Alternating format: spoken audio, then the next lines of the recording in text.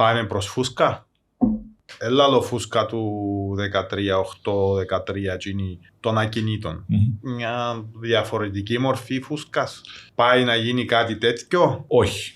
Και το λέω σχετικά απόλυτα για 3 λόγους. 1. Δεν υπάρχει η έκθεση των τραπεζών πάνω στον κατασκευαστικό κλάδο, στον developer, χαμηλή. Οι παραπάνω developer, όταν τους μιλάς, χτίζουν με δικά τους λεφτά. Δεν δανείζονται από την τράπεζα. Άρα η σύνδεση του τραπεζικού συστήματος μαζί με το κατασκευαστικό κλάδο δεν είναι όσο μεγάλη ή όσο έντονη ήταν πριν. Το δεύτερο είναι ότι οι τελικοί αγοραστές δεν πιάνουν δάνεια όπως πιάνναν πριν. Επειδή ο Ισραηλίτης, ο Λιβανέζος, ο Λευκορώσος, συνήθως δεν πιάνουν δάνεια.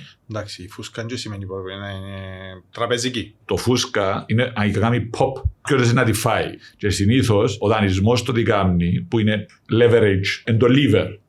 Έτσι, ότι give me a lever I will move the world. Άρα, όταν η λογική εδώ είναι ότι χρησιμοποιάς τον δανεισμό για να κάνεις παραπάνω πράγματα από ό,τι θα μπορούσες να κάνεις. Οπότε στην προκειμένη περίπτωση το τραπεζικό σύστημα φαίνεται από τα χαρτιά ότι δεν έχει τόσο μεγάλη έκθεση ούτε σε εκείνους που τα χτίζουν ούτε στον τελικό αγοραστή. Άρα, το κομμάτι φαίνεται ότι δεν παίζει.